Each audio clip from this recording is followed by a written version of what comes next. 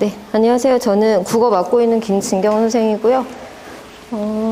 선아이고 아이들 이제 시험 예시랑 그다음에 대비 어떻게 하는지 말씀드릴게요. 저 몇 시까지 하면 되죠? 충분해요. 네. 자, 1학년은 교과서가 기본이에요. 교과서를 가지고 진행을 하는데 어느 학교나 아시겠지만 국어가 거의 상위권인, 그러니까 1등급이 나오려면 거의 만점에 가까운 점수가 나와줘야 돼요. 그거는 모든 학교가 다 똑같아요.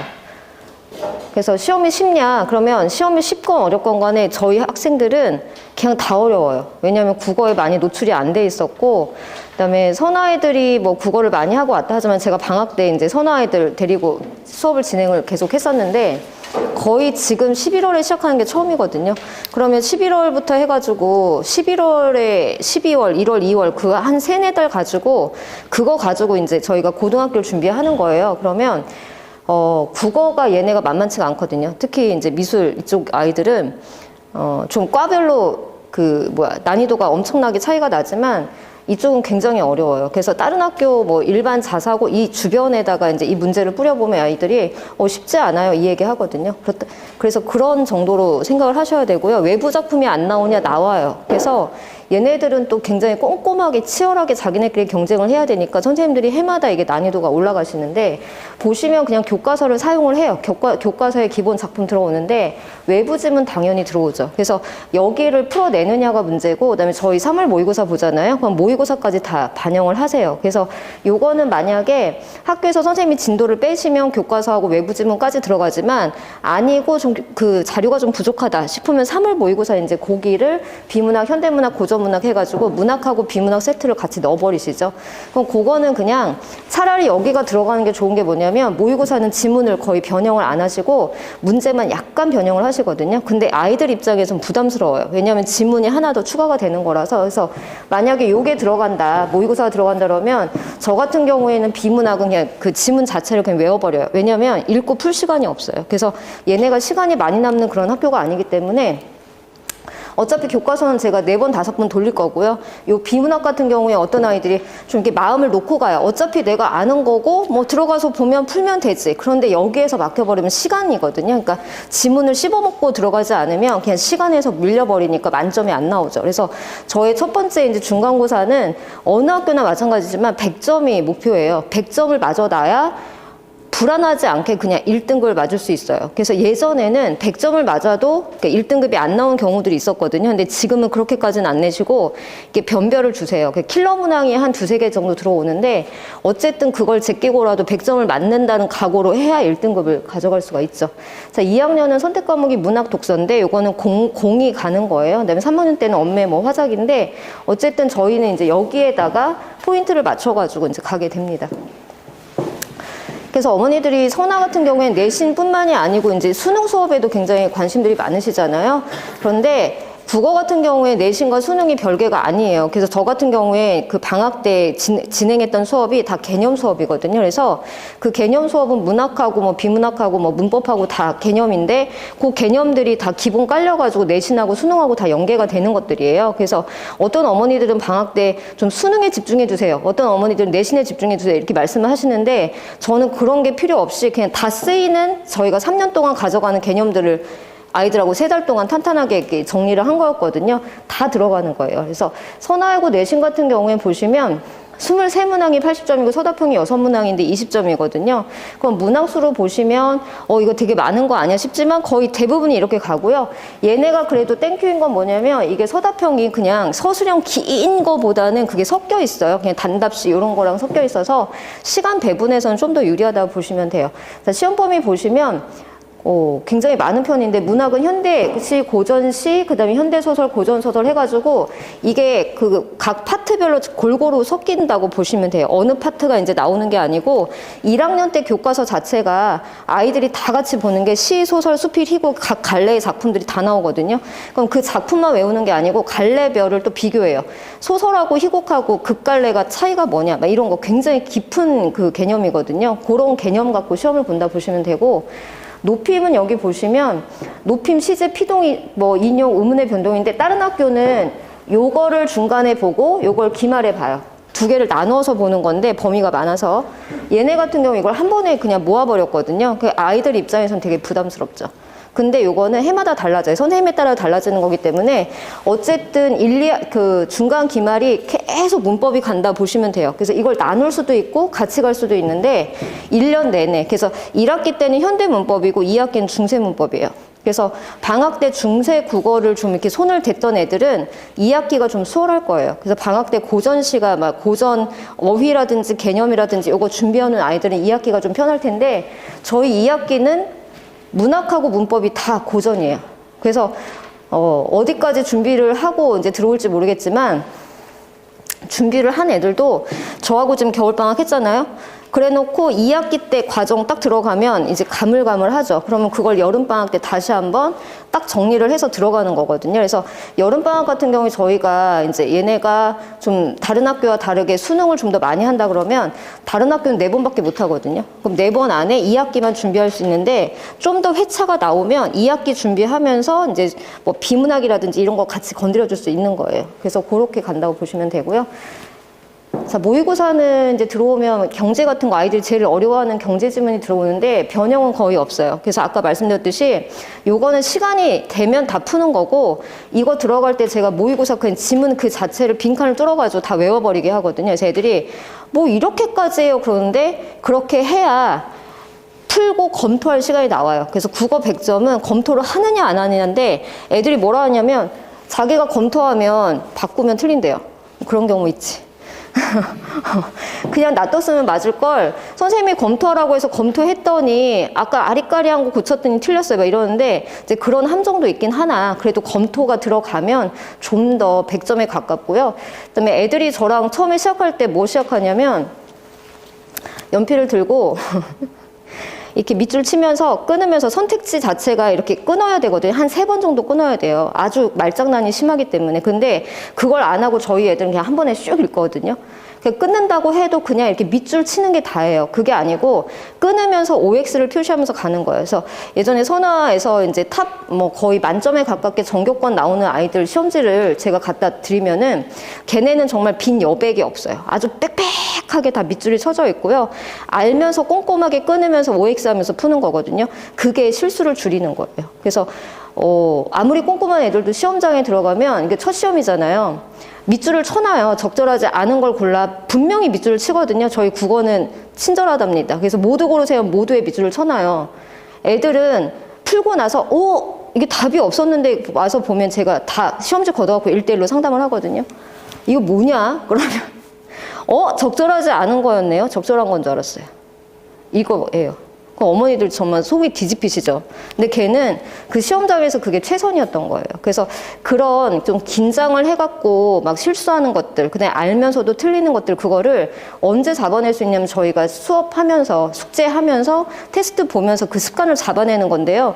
이제까지 얘네가 거의 지 방식대로 꽤 오랜 시간 동안 풀어왔잖아요. 그걸 저하고 중간고사 하면서 이제 뜯어 고칠 수 있는 건 뜯어 고쳐야 돼요. 그래서 중간고사는 저하고 아이하고 맞춰가는 시간이지만 제 입장에서는 자세를 만드는 시간이에요. 그래서 얘네는 선아이들은 일단 공부 자세는 돼 있잖아요. 다들 열심히 하고 아이들이 막 악착 같고 내주는 거 어떻게든 해오고 막 이러는데 문제는 자기만의 습관이 있어요. 잘못된 습관들, 문제 푸는 거. 그런 거 하나하나를 숙제 검사하면서 잡아낼 거예요. 그래서 그게 딱 바로 이제 빨리 잡히면 기말부터는 이제 이거구나 하고 애들이 이제 쫙 성적이 올라가게 되죠.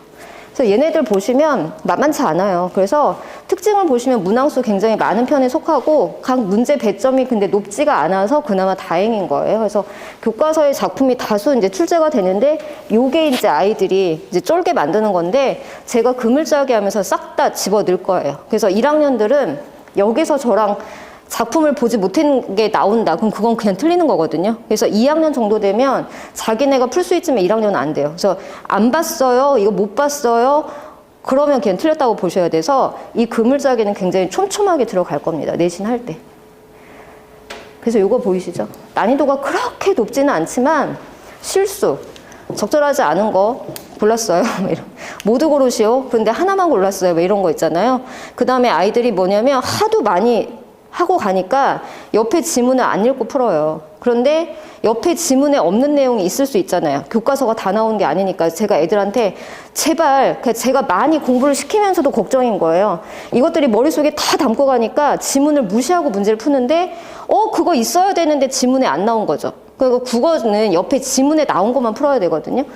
그런 게 있어요. 그래서 그럴 때는 이제 저한테 뒤지게 혼나는데, 그래서 시험 보러 들어가기 전에 이제 애들 한 명씩 이제 면담을 해서 그거예요. 다 귀한 자식들이시죠. 근데 예상 점수 쓰게 해요. 너 몇 점 맞을래? 100점 써요. 그래서 아니 말고 너 죽을 수 있으니까 네가 받을 만큼 써. 그러면 막 96, 97, 98 막 이렇게 써요. 애들 하도 열심히 하니까. 그러면 그거 안 나왔을 때 두 가지 문항이 있어요. 하나는 나의 평생 노예가 된다. 또 하나는 신체 포기각성.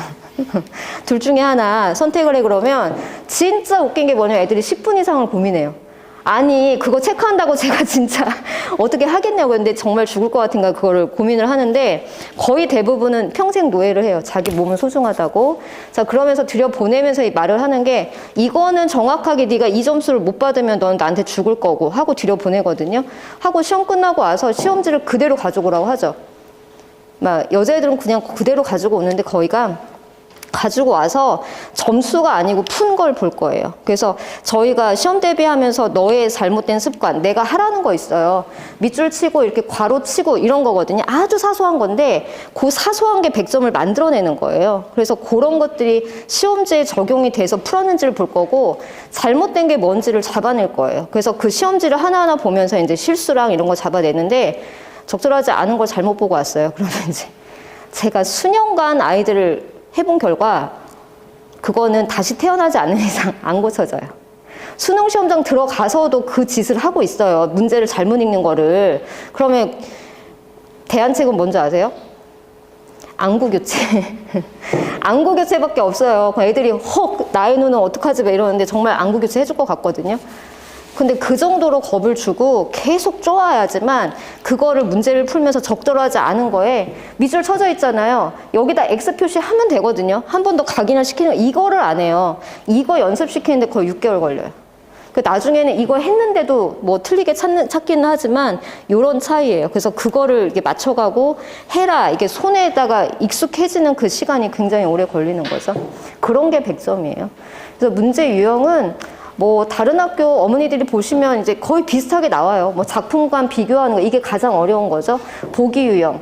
그다음에 표현상의 특징, 학습활동 활용도가 굉장히 높은 학교예요. 그래서 고등학교는 국어책에 뒤에 학습활동이 나오는데 걔가 굉장히 중요하거든요. 근데 얘네는 그거를 거의 많이 그대로 활용을 하시는 편이에요. 그다음에 괄호형 서답형인데, 서술하시오가 아니고 서답형이에요. 괄호를 뚫어놓고 여기에 정확한 단어를 집어넣는 거거든요. 여자애들은 아싸, 왜냐면 안 써도 되니까. 하지만 제 입장에서는 가슴이 철렁 내려앉아요. 이 서답형은요, 괄호 하나당 2점씩 이렇게 배점이 되긴 하지만 정확한 단어가 아니면 틀리는 거예요. 서술형은 부분 점수라도 받을 수 있잖아요. 어떻게 써가지고. 근데 얘는 그냥 날아가는 거거든요. 그러니까 이게 더 확실히 어렵다 보시면 되고, 선생님들이 이거 내는 이유는 남고에선 절대 안 내세요. 저런 거. 남자애들은 넣을 수가 없어요.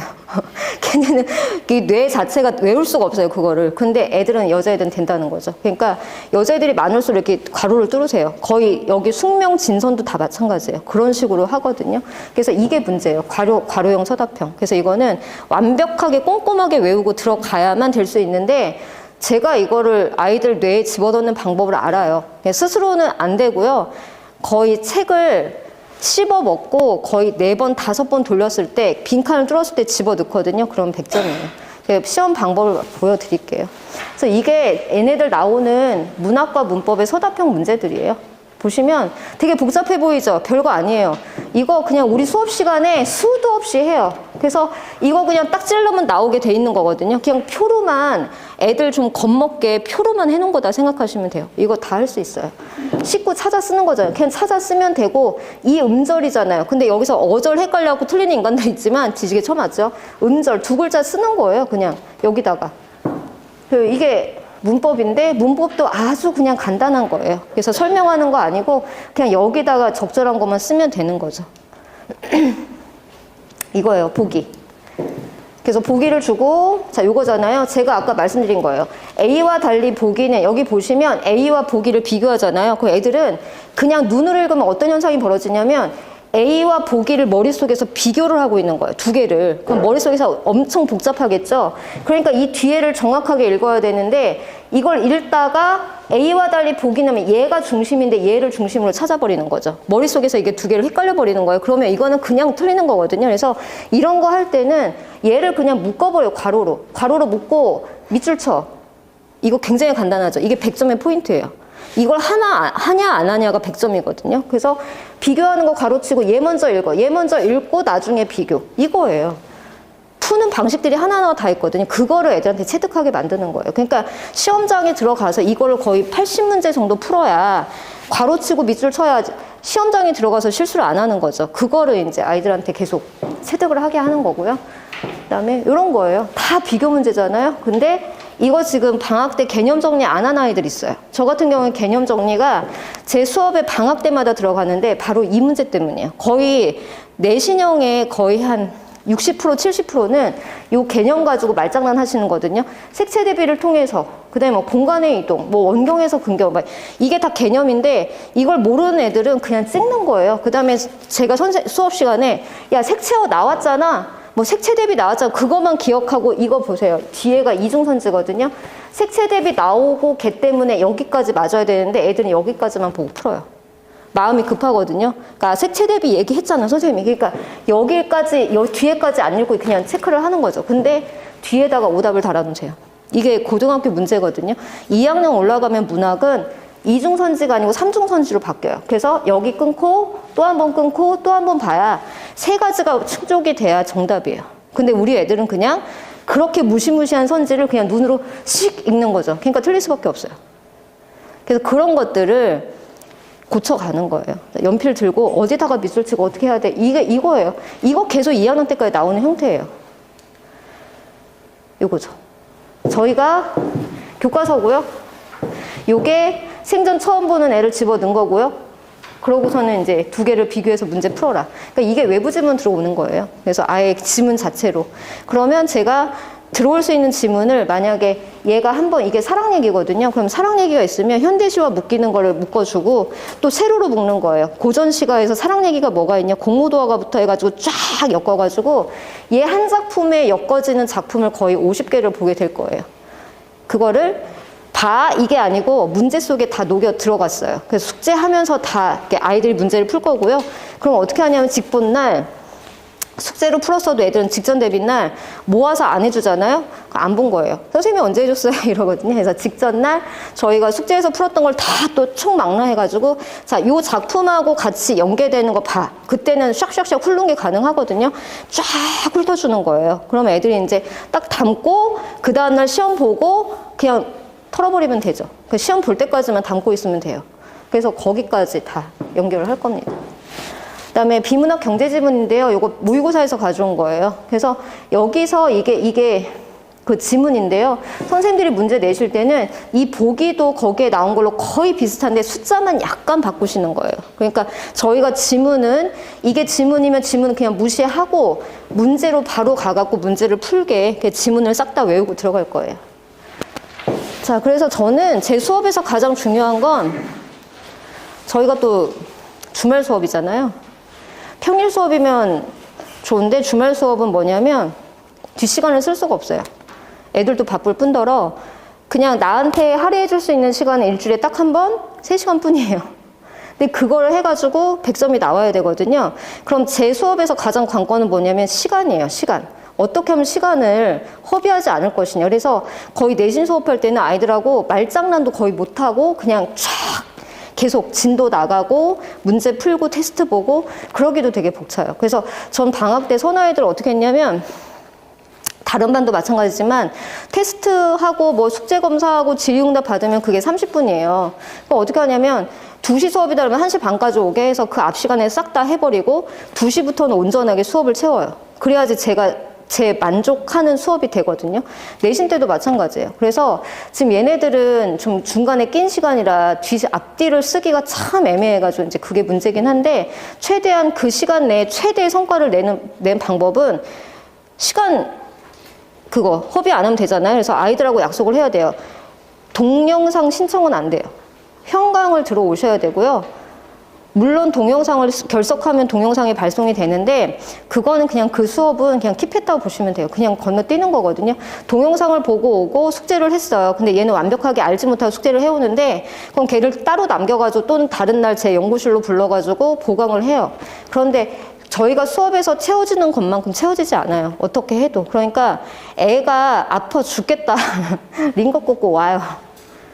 그래서 제가 애들한테 야 선생님 저 다리 다쳐서 못 가, 휠체어 타고 와, 엘리베이터 있어. 그렇게까지 얘기를 하거든요.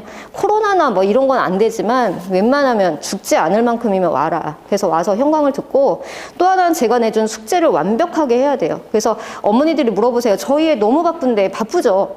근데 국어 따위, 국어 따위죠. 국어를 한 번밖에, 국어 숙제하는데 몇 시간 걸려요? 그래서 제가 말해요. 3시간 이상은 걸려야죠. 2시간 내로 한다는 거는 이거는 그냥 자기 노력 최선을 다하지 않은 거예요. 그런데 3시간 이상을 투자를 해가지고 숙제를 완벽하게 해갖고 오면 2가지만 되잖아요. 그러면 그냥 100점이에요. 그렇게 간단해요. 그래놓고 제가 정리본이니 뭐니 이렇게 애들 뇌를 열어서 이렇게 넣어드리거든요. 그 지네가 할 거는 그냥 결석하지 말고 그냥 숙제만 열심히 해오는 거. 그 다음에 제가 숙제를 강조하는 이유는 이따가 말씀드리겠지만 제가 이걸 100점의 길로 어떻게 하는지 알아요. 모든 학교가 제 내신 들어온 애들은 다 탑을 찍거든요. 애들이 그런 애들만 들어오는 게 아니고 처음에 5, 6등급 시작하는 애들이 이렇게 쫙 올라가요. 그럼 애들이 하는 말이 공부 어떻게 하는지 알겠어요. 이러거든요.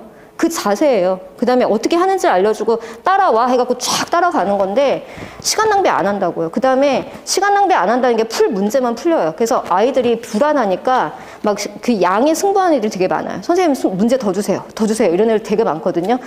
특히 여자애들 어마어마해요. 근데 제가 딱 브레이크 걸어요. 풀지 마. 그 시간에 자.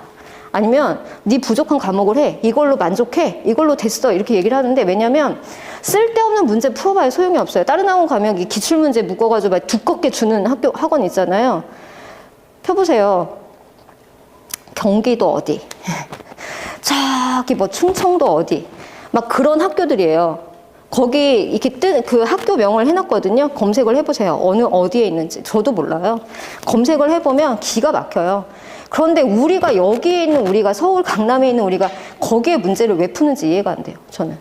저는 이 주변 학교에서 기출문제 다 갖고 있거든요. 다 작업을 해서 갖고 있는데 거기에서도 선별이 안 되고 좀 양질의 문제가 아닌 건 다 버려요. 애들한테 안 풀려요. 물론 얘네 선아이고 애들 기출은 당연히 풀고 들어가야죠. 근데 그게 문제가 아니고 주변 학교에서 얘네 교과서 똑같이 쓰는 학교들의 기출문제까지 싹 다 섭렵해가지고 얘한테 풀리는데 그중에서도 안 좋은 건 제가 골라버리고 안 풀려요. 그러니까 어떤 애들이 족보 들어갖고 족보 이렇게 말하면 안 되는구나. 그 문제 같은 거 다운받아 풀거든요. 저한테 뒤지게 혼나요. 왜냐면 정답이 정확하지 않고 거기에 있는 해설이 저희 방향과 다른 게 많아요. 근데 애들이 그거를 잘못 풀면 제가 말해주지도 않았는데 정답을 입력을 하고 그렇게 문제를 풀어와요. 학교에 문제가 나오면. 아, 미칠 짓이죠. 그래서 제가 하지 마라. 저는 문제 하나하나 선별하면서 학교 선생님하고 저하고 방향이 다르잖아요. 그럼 애들한테 시켜요. 자, 가서 여쭤봐. 각 반에 다시 여쭤봐. 2-3번의 질의응답을 통해서 선생님이 그래도 이거야라고 하면 애들한테 말을 해요. 자, 수능 방향은 이게 아닌데 선생님이 이거라고 하니까 문제가 그렇게 나오는 거잖아요. 외워. 이렇게 나올 거야. 하면서 선생님하고 계속 조율을 해가거든요. 그러니까 선생님들 저 되게 싫어하시죠. 누군지 아세요. 누군지 아는데 애들을 바꿔가면서 계속 질문이 들어오거든요.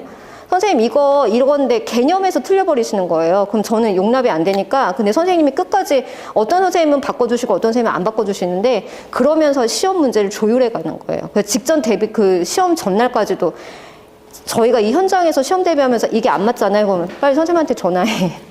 이래갖고 확인하고 가거든요. 그게 내신이 굉장히 까다로운 거예요, 어머니. 그래서 내신은 선생님 개인이 내시는 거기 때문에 학교 기출문제를 아무거나 풀리시면 절대 안 돼요. 그래서 선별된 문제 주는 것만 풀려도 충분하세요. 그래서 제 문제 가지고 아이들이 공부했는데 나 망했어. 그런 소리 들어본 적 없어요. 저희가 이제 방학 때 진행한 수업이고요.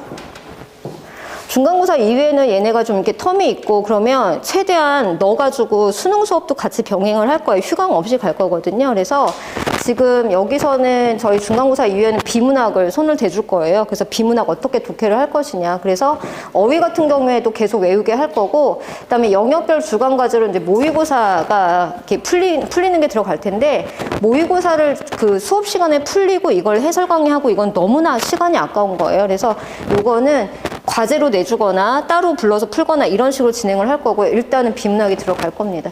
그 다음에 이제 여름방학 7, 8월에는 저희 고전소설 독해가 들어갈 거고요. 네, 문법 심화하고 문학 개념어 정리인데, 아까 말씀드렸잖아요. 이 개념어를 지금 저희 겨울방학 때 저는 시가 100개고 소설이 80개거든요. 개념이. 이게 3년 동안 쓰는 내신에서 수능에서 쓰는 개념인데, 그걸 이미 정리를 했어요. 근데 정리 안 하고 들어온 애들도 수업 시간에 녹여서는 봤을 텐데 하나로 모아서 주는 수업은 들어본 적이 없다고. 어느 누구도 그 수업을 해주지 않아요. 제가 알 때는. 그래서 애들이 지금 해줄 때 와 이거 너무 좋아요. 왜냐면 수업 시간에 그냥 작품에 녹여서 했던 걸 하나로 다 모아서 해주는 거거든요. 그거를 여름방학에 다시 진행을 할 거예요. 왜냐면 2학기 때 더 중요해요. 그 다음에 겨울방학에 또 할 거예요. 왜? 2학년 문학에서는 이게 빛을 발하는 수업이에요. 그래서 개념을 정확하게 알고 가면 애들이 둘 중에 하나 찍었는데 틀렸어 이런 말 절대 안 해요. 다 알고 풀거든요. 그 다음에 여름방에 모의고사 심화 수업 들어갈 거고요. 그 다음에 2학기 중간고사 이후에는 현대소설 파트가 들어갈 거예요. 그래서 내신이 끝나고 나면 각 파트에 대한 그 수능 수업에 대한 독해법, 그 다음에 개념 정리가 들어가는 거기 때문에 어머니들이 되게 이렇게 조급해 하세요. 저희 애는 비문학 힘들어 하는데 뭐 비문학 이렇게 모의고사 보면 비문학에서 틀리는데 너무 연연하지 마시고요. 얘네가 지금 보는 모의고사 성적은 얘 실력이 아니에요. 정확한 실력이 아니라고요. 그러니까 얘네가 모의고사에 대한 충분한 영역별 준비도 안 됐을 뿐더러 그냥 그 점수 가지고 판단하시면 안 되고요. 비문학에서도 뭐냐면 우리 애는 비문학을 뭐 과학을 어려워해요. 이렇게 말씀하시잖아요. 경제를 어려워해요. 그런 게 아니고 경제 지문에서도 얘가 5문제를 다 틀린다라면 그냥 정말 경제에 대한 이해가 없는데 5문제 중에 2개 정도 틀려요, 애들이. 한 세트당 1개, 2개 틀리거든요. 거의 비슷해요. 분석표를 써놓고 보면. 그러면 걔는 거기가 아니고 문제 유형이 힘든 거예요. 보기 유형 푸는 게 힘든 애가 있고 추론 문제, 적용 문제, 이 문제 유형이 힘든 거니까 비문학에 대해서 그냥 비문학 경제가 이렇게 말씀하시면 안 돼요. 그래서 걔네들을 모의고사를 풀려보면 영역별에 대한 자기 패턴에 대한 약점이 나오거든요. 그걸 판단하면 되니까 너무 조급해하지 마시고 1학년 때는 그 영역에 대해서 독해법이 가장 글을 어떻게 읽을 것이냐. 시하고 소설을 읽는 방법이 다 다르거든요.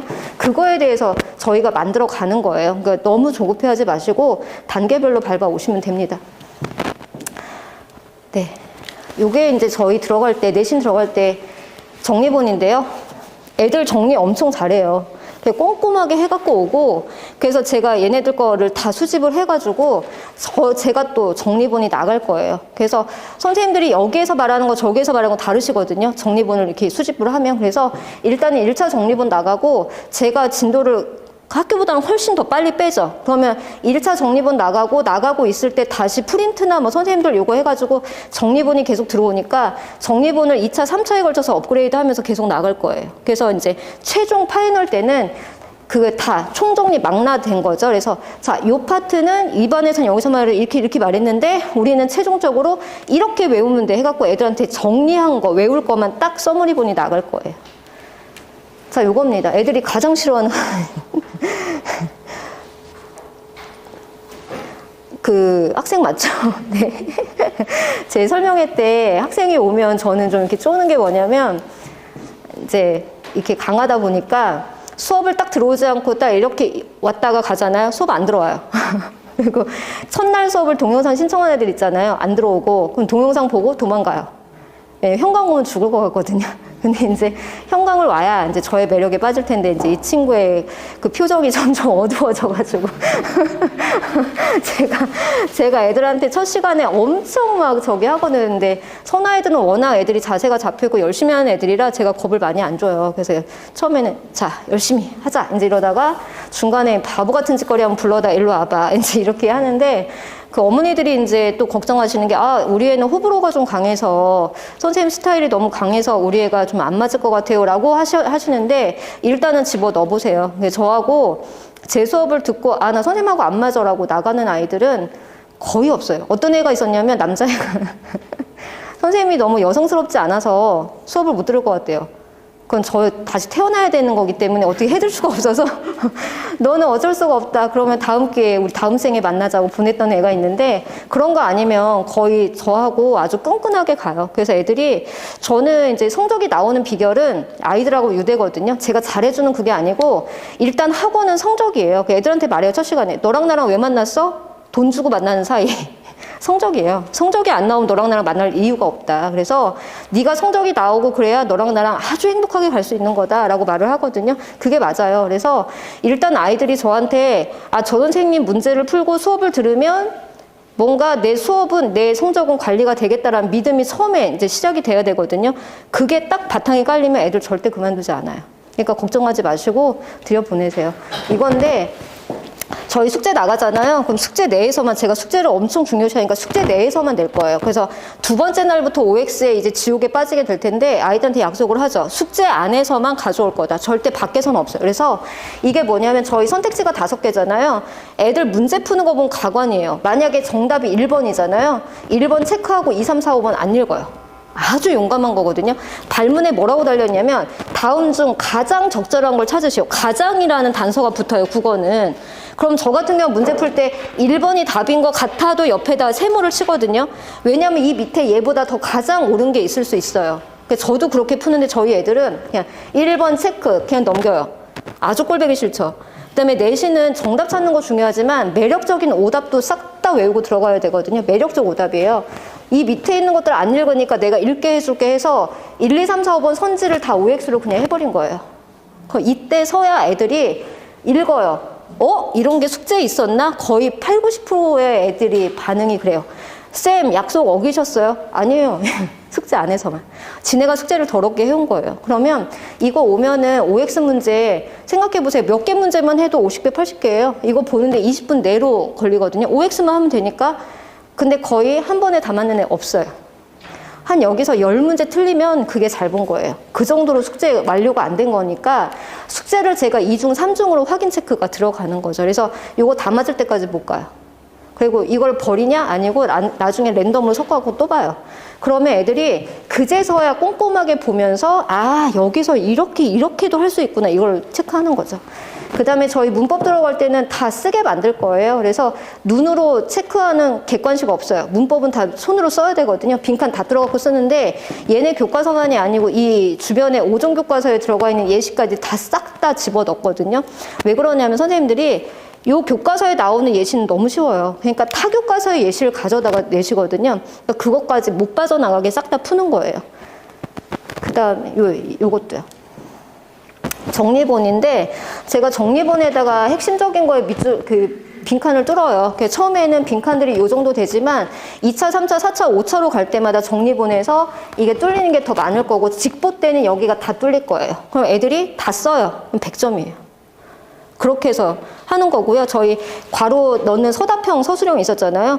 이걸로 연습하면 그냥 100점이에요. 그냥 뚫어서 그냥 계속 반복시켜서 외우게 하는 거죠. 내신은 암기예요. 어쩔 수 없어요. 암기고 정확하게 누가 실수를 안 하냐고요. 그럼 킬러 문제 두 개 정도는 뭐냐면 네 탄탄한 개념이 있어 없어. 그런데 애들이 무슨 개념이 있어요. 첫 시간에. 첫 중간고사에 개념 있는 애 없어요. 그러니까 거기까지 안 빠져나가게 그물짜기로 완벽하게 다 마무리를 해가지고 가는 겁니다. 자, 문제는 요거는 거의 안 풀릴 거예요. 자습서 평가 문제집은 고등학교에서 의미가 없어요. 이거는 그냥 자기가 혼자 집에서 나 오늘 배운 거 한번 확인하고 싶어? 그 정도로 활용하는 거고 제가 문제 나갈 땐 여기서부터 나갑니다. 그래서 교사형 문제부터가 1단계인데 요거는 당연히 저희 교과서 기본으로 풀리고요. 동일 그 작품에 대한 타 교과서의 교사형 문제도 싹 다 들어갈 거예요. 여기까지. 네, 모의고사 수능 기출 당연히 들어가고요. 얘네가 문제 자체가 아주 내신형은 아니에요. 거의 그 모의고사 유형이라고 가깝다고 보시면 되거든요. 그래서 여기까지 풀리고 아까 말씀드렸던 타 학교의 기출문제 풀리는데 선별된 것만 풀릴 거예요. 아무거나 풀리지 않아요. 네, 그물짜기로 이제 빠져나가는 문제 없이 싹 다. 그래서 외부 작품이 들어오면 선생님하고 한 거 나왔어요. 이게 모든 학교 아이들의 말이거든요. 1학년 때는 2학기 때도 마찬가지인데 저랑 안 한 작품이 나왔다. 그러면 그건 틀리는 거. 저도 용납이 안 되기 때문에 웬만하면 이 안에 다 들어온다고 보시면 됩니다. 자, 관리 체계인데 저희 이제 수업을 하고 딱 반이 결성이 되면 여기 단톡을 만들 건데요. 속을 좀 풀어주시는 게 좋아요. 이게 좀 제한하시는 어머니들 계시잖아요. 단톡에는 저하고 학생들만 들어가게 되고 어머니들은 못 들어오세요. 여기에서 제가 주중에 문제 같은 거 업로드 시키고 필요한 자료들을 업로드하고 저희가 일주일 텀이잖아요. 그 수업이. 그러니까 문법 같은 경우에는 듣고 가서 숙제를 얘네 언제 해요? 저희 토요일 수업이면 금요일 날 밤 12시나 이때 앉아갖고 꼬박 졸면서 하거든요. 그래서 어떤 애들은 피곤해서 채점도 못 해오고 막 이런 경우가 있어요.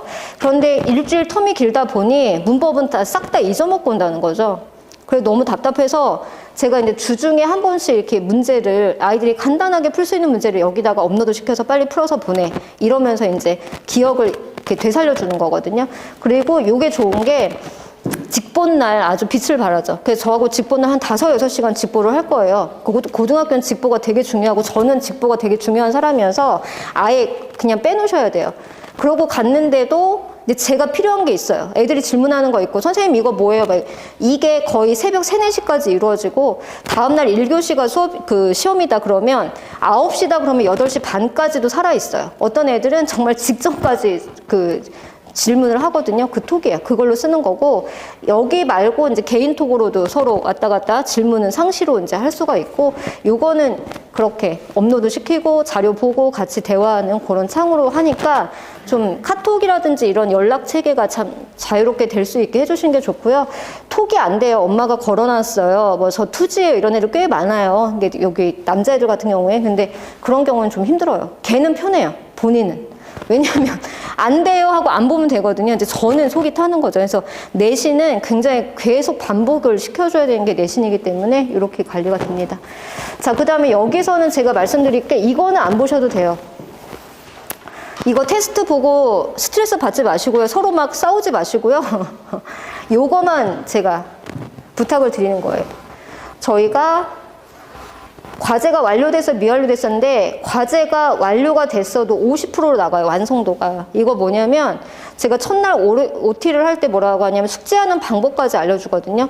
채점하는 방법. 저는 되게 독재자예요. 제 구미에 맞게 들어와야 되는데 자기 멋대로 채점하면 안 되고 오답까지 싹 다 해갖고 와야 돼요. 오답을 못했어요. 이건 질문이니까 별표 쳐서 와야 되는데 이거는 뭐냐면 그냥 채점까지만 한 거예요. 채점까지만 하고 오답이 안 된 거죠. 그러면 그거는 와서 얘가 저 OX 테스트 봤을 때 반타작이에요. 오답을 안 했기 때문에. 이거는 인정할 수가 없죠. 그래서 완료가 과제가 100% 간다 그러면 아 얘는 정확하게 했구나라고 생각하시고 이게 만약에 100%가 안 떴어요. 첫날. 그러면 그걸 잡들이 하셔야 돼요. 눈물 쏙 빠지게. 이따위로 할 거면 학원 끊어. 이렇게. 그리고 이게 처음에 잡혀야지. 안 그러면 이게 2, 3번 이렇게 누적이 3번만 누적이 되잖아요. 1등급 안 나와요. 그래서 요거만 가지고 한 2번 정도 100%가 안 나오면 이거만 가지고 좀 아주 눈물 쏙 빠지게 해주시고 수업 오기 전날 확인 좀 해주시면 좋아요. 그러니까 한 2번 정도까지만 수업 시작하고 2번 정도까지만 숙제했어? 아, 나 내일 일어나서 할 거야. 그거 못해요. 토요일 날이기 때문에 그래서 요거만 좀 신경을 써서 해주시면 애들 자세가 잡히면 성적은 나오게 돼 있거든요. 자, 그다음에 우리 시험 끝나는 날 당일날 바로 이게 시험 분석이 나갈 거예요. 그래서 문제는 어땠고, 그다음에 예상 등급 컷, 뭐 1등급 컷은 뭐 점수가 이 정도다 해가지고 어머니들한테 나갈 겁니다. 저희가 3월 18일 토요일 2시가 개강이고요. 그런데 저희가 그 개강 전에 3월 4일하고 3월 11일이 2번의 수업이 있어요. 그래서 브릿지 수업이 있는데 요거는 이제 어머니들이 너무 18일 개강 고까지 애들 2번 쉬는 게 너무 불안하다. 그러니까 저희 진행하고 있는 반 애들이 다 강의가 끝났는데 저도 좋은 생각인 것 같아서 그럼 3월 4일하고 3월 11일을 뭘 할 거냐면 요거는 얘네 교과서에 들어오는 중간고사 내신에 들어오는 교과서 문학이 있잖아요. 그 문학 작품 나가는 게 아니고 그것과 연계돼서 들어오는 작품들을 미리 이렇게 쫙 볼 거예요. 그러면서 아이들한테 고등학교 문제가 어떻게 나오는지 실전 문제 풀이하면서 감잡게 할 겁니다. 자, 2번째는 한글 맞춤법인데 얘네 방학 때 의문의 변동 했을 거예요. 문법. 안 한 애들이 없을 거거든요. 근데 의문의 변동이 중요한 게 아니고 거기에 실려있는 한글 맞춤법은 요거는 교과서마다 달라요. 그래서 얘네 교과서에 들어온 한글 맞춤법을 할 거예요. 거기다가 이제 감잡기 실전 문제, 문법이 이제 실질적으로 어떻게 들어오는지에 대해서 2번에 걸쳐서 수업을 진행을 할 겁니다. 그래서 여기서부터 집어 넣어주시고 그러고 18일부터는 내신이 들어간다고 생각을 하시면 돼요. 그래서 여기까지입니다. 그래서 3월부터 저희가 이제 정말 아주 힘든 여정이 시작이 될 텐데요. 아이들이 한 번 시험을 잘 치러내면 기말고사는 좀 감을 잘 잡아요. 그래서 여기 첫 중간고사만 잘 이제 성적을 만들고 그다음부터는 저하고 탄탄하게 가면 아마 얘네들 고3 때까지는 어머니들 국어 걱정 안 하시고 선생님한테 보내면 돼요 라고 믿고 맡기셔도 될 거예요. 그래서 그 첫 시험 일단은 저희가 집중해서 성적 잘 만들어 보도록 하겠습니다. 자, 감사합니다.